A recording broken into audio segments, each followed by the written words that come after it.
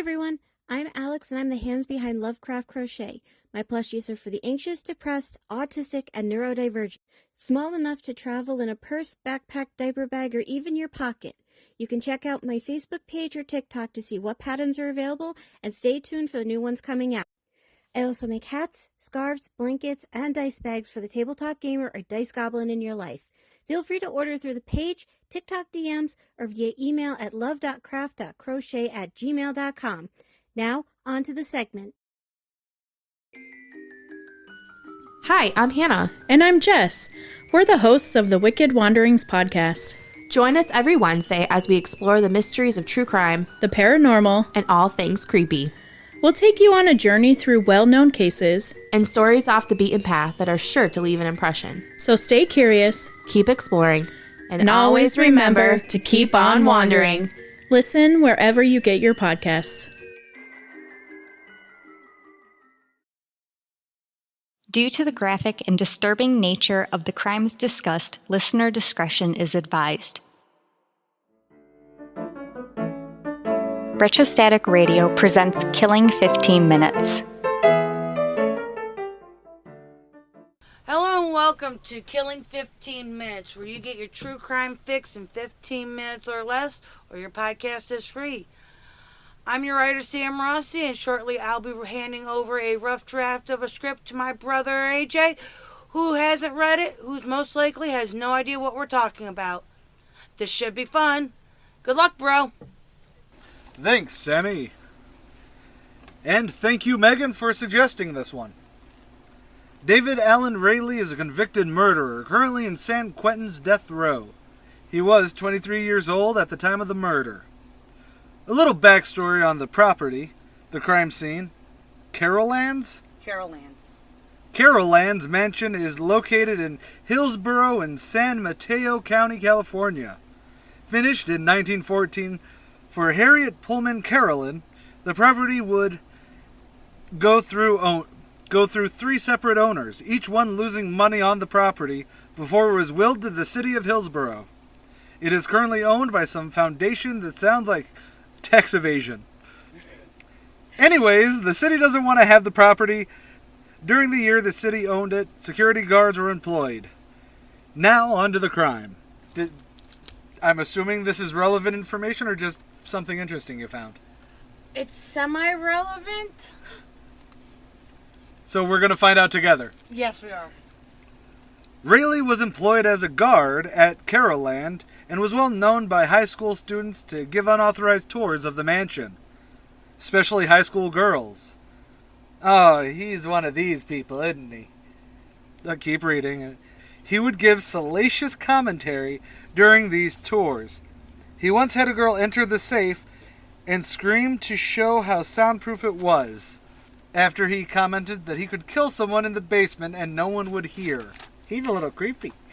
On February 2nd, 1985, Rayleigh gave an interview to a journalism student who was writing about the mansion.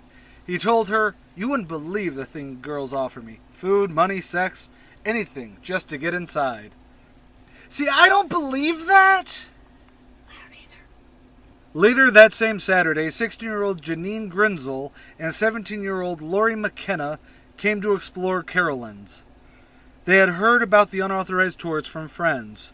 Rayleigh agreed once the girls parked their car in a discreet place, out of sight. During the tour, he told them that guards would often receive sexual favors for allowing entry. After the tour, Rayleigh forced the girls to hide in the basement safe, saying that police dogs had arrived and he could lose his job for allowing the tour. The girls begged not to be left in the safe. He told them that he wouldn't close the door. He was lying, though. He told them to strip. He held the girls, beating, raping, and stabbing them. He bound Grinzel with rope and rolled McKenna in a carpet before putting the girls in his trunk, a 1973 Plymouth. Rayleigh was relieved at 5:15 p.m. by his supervisor instead of at 4 p.m., the usual time. He drove home to San Jose, parked in the garage. He let the girls out. McKenna begged to be taken to the hospital, promising not to tell about him. Rayleigh remained silent with a death stare of hatred. Hearing voices, he put the girls back in the trunk. Around 7 p.m. he entered the house proper, refusing dinner, and played Monopoly until 11 p.m. That was when his father came home. Oh, he played Monopoly with his sister. Sorry. You have it written out. Oh, he played Monopoly with his sister.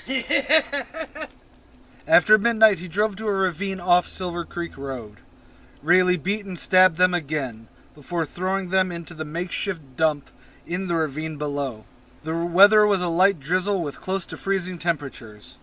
By daybreak, McKenna dragged herself out of the ravine. She flagged down 3 cars before a truck finally stopped. A jogger who witnessed the girls were both alive and talking. Both girls identified Rayleigh. Both girls were alive when found. However, Grinzel would die from blood loss, shock, and hypothermia at 11:35 a.m. She had been stabbed 41 times and had a skull fracture.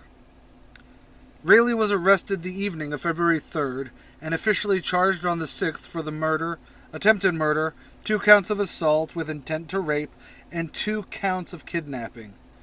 Due to special circumstance, he was eligible for the death penalty. It took 2 months for jury selection. His trial was in March of '87.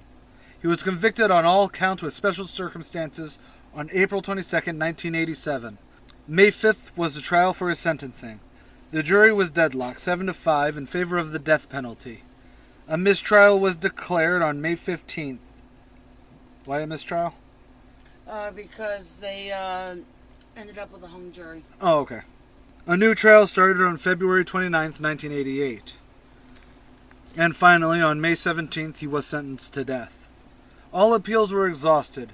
He sits currently in San Quentin's death row. He is one of 18 inmates waiting for an execution date. That may never come, because isn't California... They have a referendum? Referendum that they are redoing the gas chamber and getting everything set up for lethal injection. Oh, really? I thought they completely nixed death penalties. Not yet. There was a judge that wanted a better, more humane setup than to what be they fair, have. I've always been, if you're going to go with that, we talked about this previously, that bullet, fuck them. Basically. Particularly this guy. I don't know what this guy looks like, and I'm going to piss some people off by saying this, but he comes off like a skeevy son of a bitch. And I'm not glossing over that he kidnapped, tried to murder, and raped 2 women eventually. You know what I mean?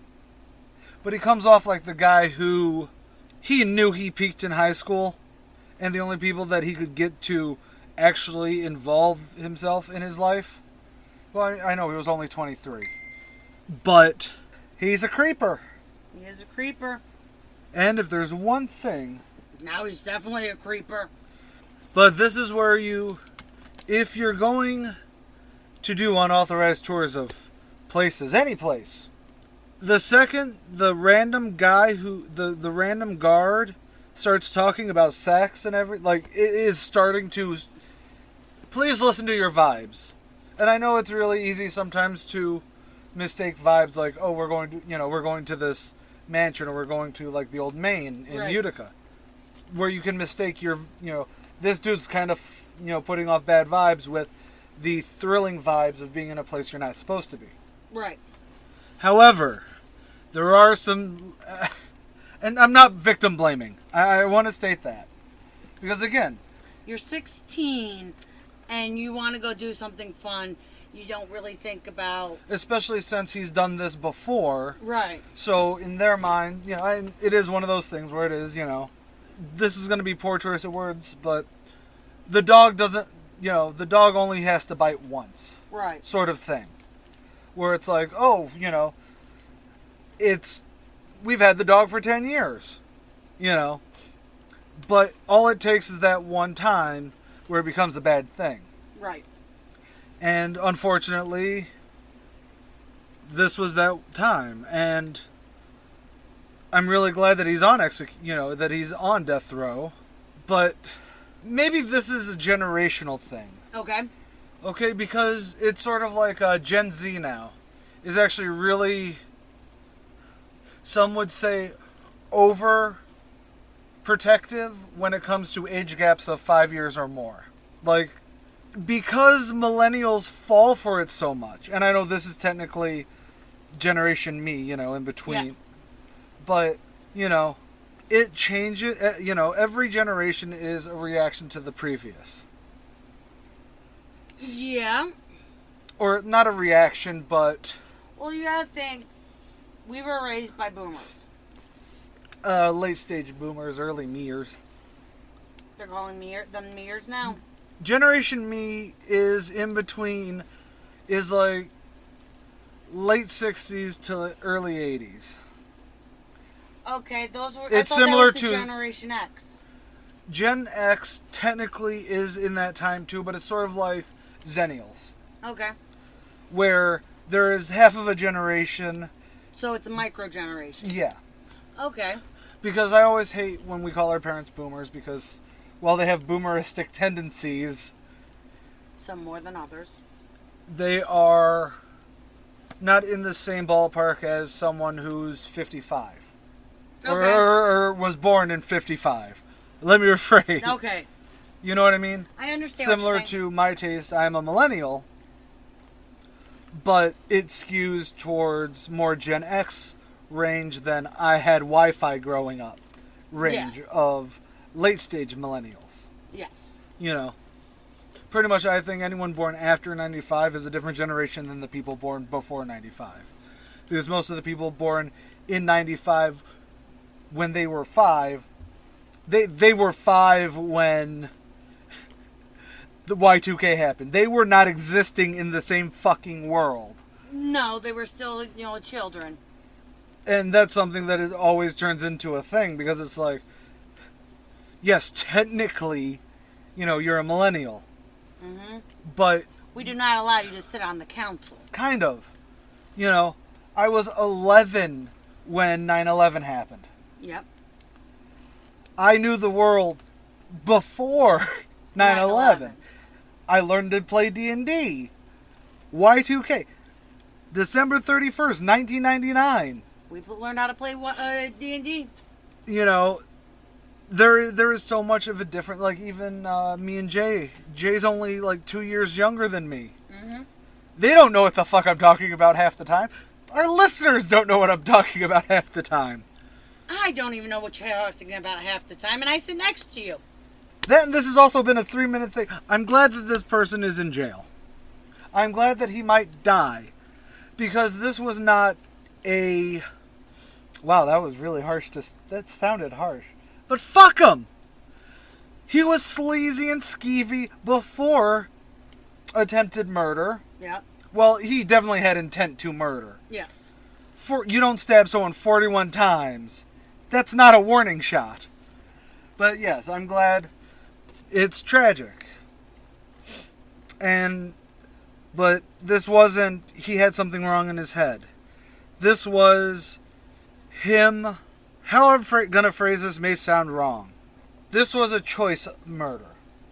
I agree. This was not psychosis saying, I need to kill or the earthquakes will happen. Which he probably felt really, when the Los Angeles earthquake happened, he probably went, "Ha! Told ya!" He was in jail at that point. He was in jail. He stopped murdering. He was arrested. He might have a point. Now, I'm not saying that he did. Sorry. I'm not saying that he did, though. I'm just saying. You've got to... He's got to be that iCarly meme where she, doing the, huh. Yes. That is... If any serial killer has ever had a moment where he gets to have a smug face, it would have been, I needed to kill these people because to stop the earthquakes. Hey, there's an earthquake. I'm sorry, that is insensitive. But the point is unlike it being a mental disorder, even Dahmer, even Ted Bundy, you can turn around and say that there was mental illness involved. Right. This, while there is mental health problems, because a healthy mind would not go, wow, I keep getting people alone in this place. I could kill them. And then tell a reporter this. Which is awkward because apparently it was the same day. Yep. To me, that is literally while that is a mental health problem, that is not the same as a mental illness. Right. You know, it was not a disorder. I think that would be the better way to phrase that. It was not a disorder. Yes. It was smug sleaze brain. I agree. And anyways, with that, I have nothing else to say. Anything you'd like to add? No, you got it good. Okay. Also, you spelled ravine wrong. It's R-A-V-I-N-E. What'd I spell? R-E-V-I-N-E. Oh, sorry. And there was one with R-I-V-I-N-E, which I assumed was just you putting an E tight. Anyways, I'm AJ Carey. I'm Sam Rossi. Later, y'all. Later, y'all. Why can't I say later, y'all? You can, but I burped in the middle of the first one. Oh, okay. Killing 15 Minutes is hosted by Arthur Carey, with scripts written and researched by Sam Rossi. If you like this episode or want to stay updated on this series, consider following Killing 15 Minutes on Patreon or Retrostatic Radio on all major social media platforms. Good night and God bless. You're watching Retrostatic Radio. Wheel of Random is turn, turn, turn. Tell us the 15 minutes we shall learn. I'm Sam Rossi, writer and co-host of Randomly 15 Minutes, where the wheel of randomness gives me the topic and I write about it. I'm Megan Klodnicki, and I'm the host of Randomly 15 Minutes. I cold read what Sam writes and learn in real time about a random topic. You can find us on all major podcast platforms and YouTube. Follow us on Facebook at Randomly 15 Minutes to get more random facts.